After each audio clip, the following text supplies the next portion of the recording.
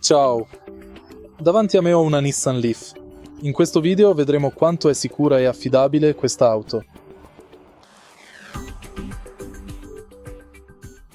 Secondo le statistiche più recenti, la Nissan Leaf del 2018 ha ricevuto un'eccellente valutazione di 5 stelle dalla NHTSA e, inoltre, è stata classificata come Top Safety Pick dall'IIHS. Le caratteristiche di sicurezza includono la frenata automatica d'emergenza, la telecamera posteriore, il monitoraggio dell'angolo cieco, l'avviso di traffico trasversale posteriore, il Pro Pilot Assist con cruise control adattivo e il mantenimento della corsia. Nei crash test la Leaf si è comportata bene, anche se i fari sono stati valutati solo come accettabili per l'uso in città. È un veicolo molto sicuro. Se trovi utile questo video, lascia un like, un commento e iscriviti al canale.